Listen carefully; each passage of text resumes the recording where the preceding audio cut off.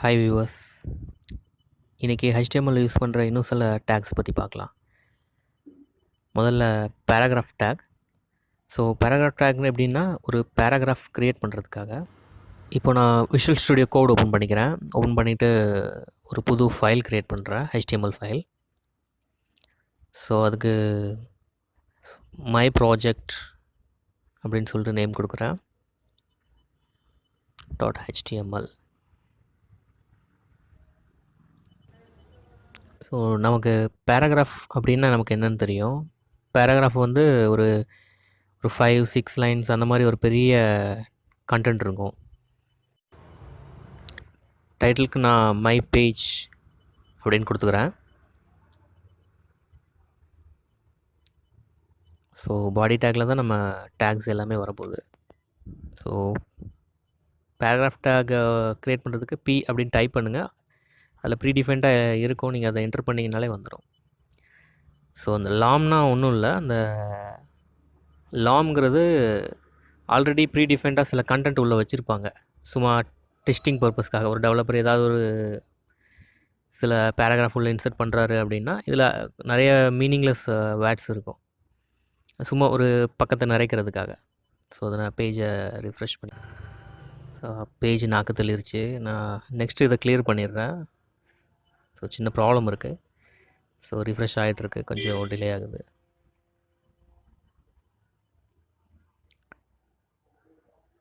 So okay, வந்துடுச்சு. So இது ரொம்ப சின்னதாக இருக்குது, நான் இன்னும் கொஞ்சம் வேர்ட்ஸை உள்ள சேர்க்குறேன்.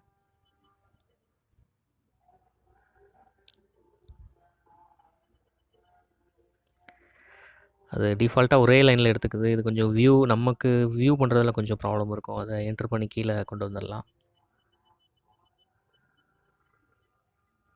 ஓகே ஓகே, இப்போ ப்ராப்பராக இருக்குது. ஸோ பார்த்துட்டிங்கன்னா நம்ம எந்த லைனில் எப்படி கொடுத்துருந்தாலும் அது ஒரே லைனில் அதை ஃபினிஷ் ஆகிட்டு அதுக்கு பிறகு அடுத்த சென்டென்ஸ் அதுக்கு அடுத்து அப்படியே கீழே வரும். இது பாடியோட ஃபுல் போர்ஷன் அப்படியே எடுத்துக்கும் இந்த பேராகிராஃப் டேக்கை. ஸோ இதை தாண்டி எதுவும் நம்ம பேராகிராஃப் டேக்கில் கொண்டு வரணும் அப்படின்னா நம்ம CSS மூலமாக தான் கொண்டு வர முடியும். ஸோ இதை தாண்டி பேராகிராஃப் டேக்கில் எதுவும் இல்லை. நம்ம அடுத்த ஸ்டார்ட் பண்ணுவோம். ஸோ அடுத்து நம்ம பார்க்குறது வந்து இன்னும் சில டேக்ஸ், சின்ன சின்ன டேக்ஸ் தான் இது என்னென்னு நம்ம பார்த்துருவோம். So code tag, keyboard tag, variable tag, sample tag, இந்த மாதிரி டேக்ஸ் இருக்குது. ஸோ நான் காப்பி பண்ணி பேஸ்ட் பண்ணிக்கிறேன் நம்ம கோடில். ஓகே, இது எப்படி வியூ ஆகுதுன்னு பார்ப்போம்.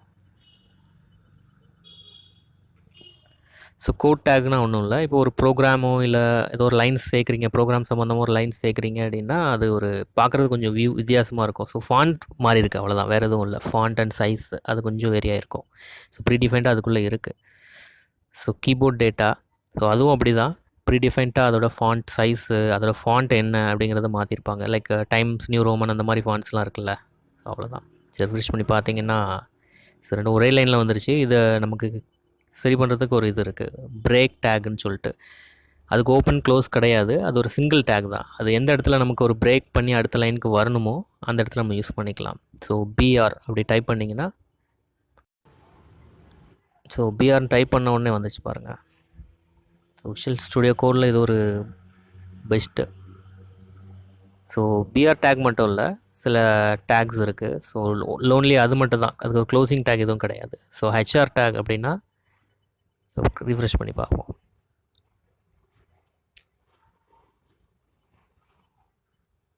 ஸோ ஒரு லைன் வந்துருச்சு பார்த்தீங்களா. ஸோ ஒரு லைன் ரெண்டுக்கும் நடுவில் அந்த HR டேக் வந்து நான் பேராகிராஃப்க்கும் இப்போ கீழே டைப் பண்ணிகிட்ருக்கிற டேக்கும் நடுவில் கொடுத்தேன். அடுத்து பார்ப்போம். இப்போது வேரியபிள் டேக் அப்படின்னு, வேரியபிள் டேக் VAR அப்படின்னு சொல்லிட்டு போட்டிருக்கு. ஸோ எல்லாமே ஷார்ட், அதுக்கு ஒரு மீனிங் இருக்கும், ஷார்ட்டாக தான் இருக்கும். ஸோ பேஜ் ரிஃப்ரெஷ் பண்ணி பார்ப்போம்.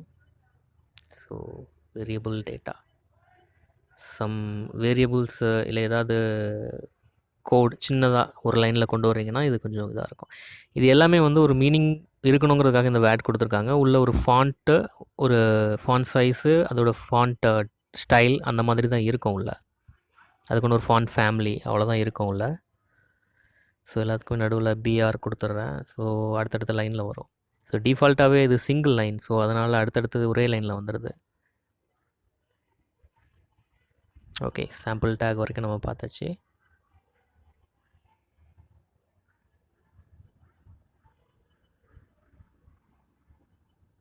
ஸோ இவ்வளோதான். ஸோ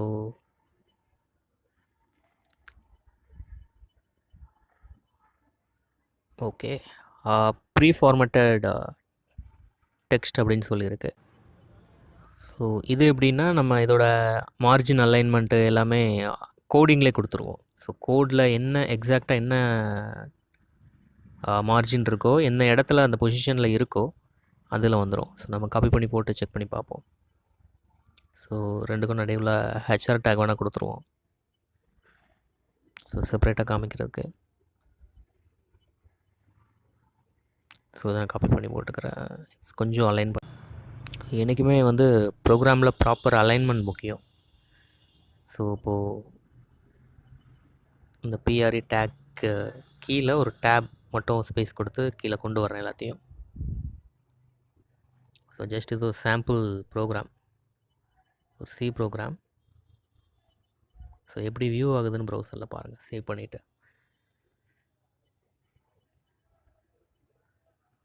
ஓகே ஓகே ஸோ இது பாருங்கள், கொஞ்சம் ஒரு மார்ஜின் தள்ளி வந்திருக்கு பாருங்கள், கொஞ்சம் ஸ்பேஸ் இருக்குது. ஸோ அது ஒன்றும் இல்லை, நம்ம கோடிங்கில் எவ்வளோ ஸ்பேஸ் அதை தள்ளி கொடுத்துருக்கோமோ அதே ஸ்பேஸில் வரும். இப்போ வாய்டு கொஞ்சம் லெஃப்ட்டில் தள்ளிக்கிறேன். ஸோ இது மார்ஜின் பாருங்கள். ஸோ அதில் எக்ஸாக்டாக என்ன பொசிஷனில் நம்ம கொடுக்குறோமோ அதே பொசிஷனில் அங்கே வந்துடும். இதில் நம்ம எந்த மாதிரி அலைன் பண்ணிக்கலாமோ அலைன் பண்ணிக்கலாம். மற்ற டேக்கில் இந்த ஃபெசிலிட்டி கிடையாது. நம்ம எங்கே கொடுத்தாலுமே வந்து அதுக்கு என்ன பொசிஷன் ப்ரீடிஃபைன்டாக இருக்கோ அங்கே தான் வந்து நிற்கும். ஓகேவா? ஸோ எப்படி வேணாலும் இது பண்ணிக்கலாம். ஸோ இதுதான் இந்த டேக்கோட ஸ்பெஷல். ஸோ இன்னும் 2 டேக் இருக்குது, அதை பார்ப்போம். கோட்டட் டேக்னு ஒன்று, அப்புறம் ஸ்பேன் டேக். கோட்டட் டேக் வந்து கியூ அப்படின்னு சொல்லி இது பண்ணியிருக்கோம். இப்போ ஆல் இஸ் வெல் அப்படிங்கிறது வந்து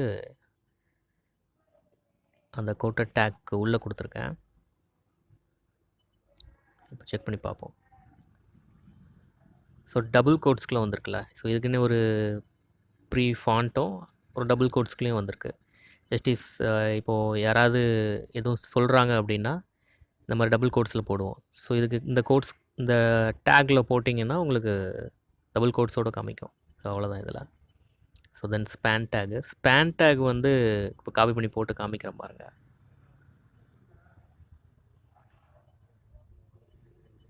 ஓகே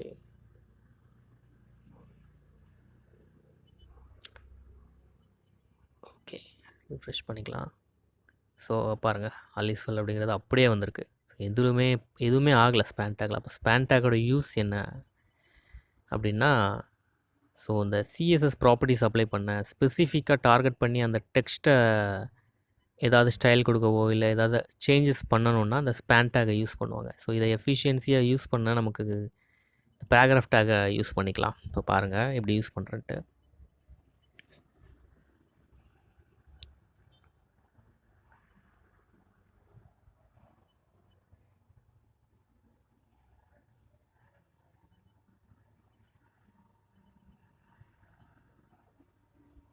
ஓகே, ஒரு மீனிங்ஃபுல்லாக வேர்ட்ஸை காப்பி பண்ணிக்கிறேன். Okay, so meanings full sentence வந்துடுச்சு. ஸோ இந்த இடத்துல அந்த ஸ்பேன் டேக்கை நம்ம யூஸ் பண்ண போகிறோம். ஸோ இந்த டபிள்யூ அப்படிங்கிற வேர்ட் இருக்குல்ல, அதை வந்து கரெக்டாக அந்த ஸ்பேன் டேக்கு மிடில் இருக்கிற மாதிரி போட்டுக்கிறேன். அந்த ஸ்பேன் அப்படின்னு டைப் பண்ணுங்கள், வந்துடும். ஸோ இந்த மிடில் டபிள்யூ கொண்டு போகிறேன். ஓகேவா? ஸோ அந்த டபிள்யூ எடுத்துடலாம், பழைய டபிள்யூவை. ஸோ இப்போது டபிள்யூ மட்டும் ஸ்பேன் டேக்கில் இருக்குது. ஸோ நம்ம ப்ரௌசர் போய் பார்க்கலாம் அது சேஞ்சஸ் இருக்கான்னு. ஸோ சொன்னேன்ல, எந்த சேஞ்சஸுமே அதில் இருக்காது. ஸ்பேன் டேக்கில் அது ஒன்றும் பண்ணாது. அதை நான் எப்படி யூஸ் பண்ணலான்னு திரும்ப சொல்கிறேன். ஸோ சின்ன சின்ன அலைன்மெண்ட் பேராகிராஃப் மாதிரியே இல்லை, சில டேப் அப்ளை ஆகிட்டு அதில், அதான் பிரச்சனை. அதை சரி பண்ணிடுவோம். ஓகே, ஸோ அது வந்து காப்பி பண்ணி போட்டோம்ல, டேப் சில டேப் வந்துருச்சு உள்ள.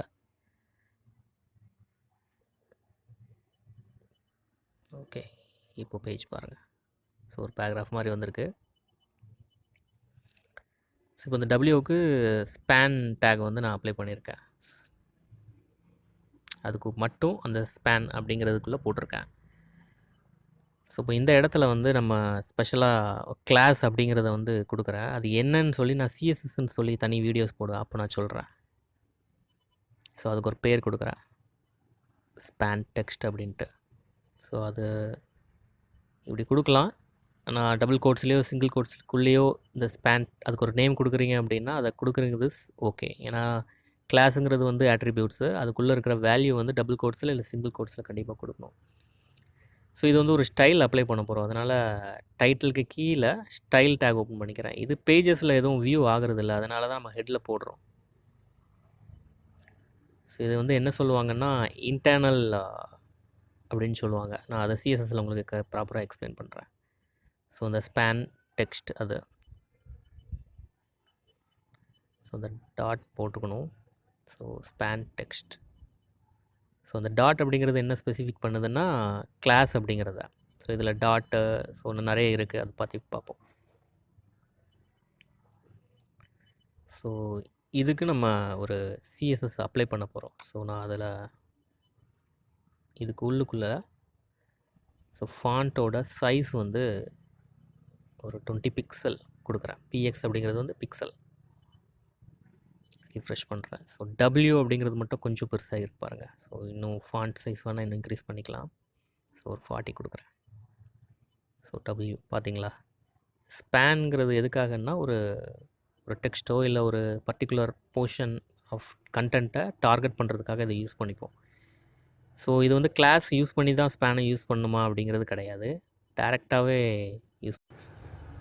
ஸோ இது எல்லாமே ரொம்ப பேசிக்ஸ் தான். ஸோ அடுத்து டேக்கு போயிருக்கலாம். So abbreviation take. ஸோ இது எப்படி யூஸ் பண்ணுறதுன்னு காமிக்கேன். ஸோ நான் அந்த டெக்ஸ்ட்டை காப்பி பண்ணிக்கிறேன். Is used for web designing அப்படிங்கிற ஒரு இதை மட்டும் காப்பி பண்ணிக்கிறேன். அதை ஒரு ஹரிசாண்டல் ரோ போட்டுப்போம். ஸோ இந்த பேராகிராஃப்குள்ளே வந்து இது கொடுக்குறேன், HTML is used for web design. So இந்த பேராகிராஃப்குள்ளே கொடுக்குறேன்.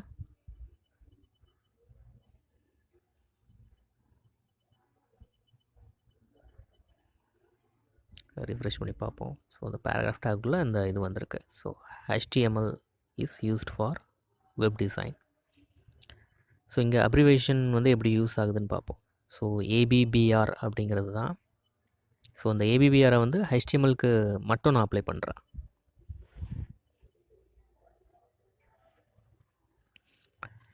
ஸோ ABBRக்கு ஒரு ஆட்ரிபியூட் இருக்குது, டைட்டில் அப்படின்னு சொல்லிட்டு. ஸோ அதுக்கு வந்து ஒரு வேல்யூ கொடுக்குறேன், அது எங்கே வருதுன்னு பார்ப்போம்.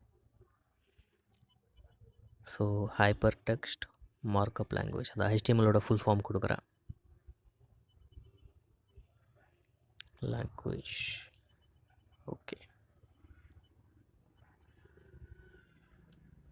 ஸோ இப்போது ஸோ இந்த அப்ரிவேஷன் ஓப்பன் க்ளோஸ் ஆகிருக்கு. ஸோ இதுக்கு மிடில்குள்ளே நான் HTML வரணும். ஓகேவா, HTML கொடுத்துட்றேன். ஓகே, ரிஃப்ரெஷ் பண்ணுறேன்.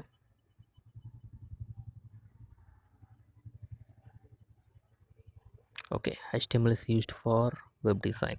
ஸோ இதில் வந்து HTMLக்கும் இஸ்க்கும் நடுவில் கேப் இல்லை. ஸோ ஒரு ஸ்பேஸ் அப்ளை பண்ணணும். ஸோ HTML சைடில் அப்ளை பண்ணிக்கலாம், இல்லை அந்த இஸ் அந்த சைடில் அப்ளை பண்ணிக்கலாம். ஸோ இது ஒரு ஸ்பேஸ் விழுந்துருச்சா.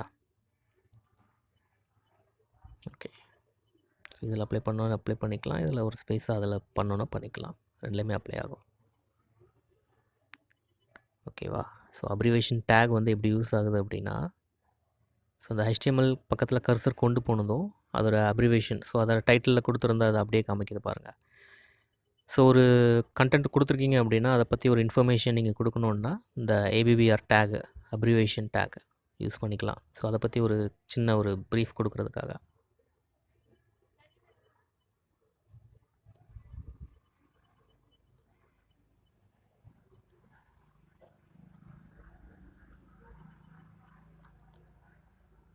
ஓகே,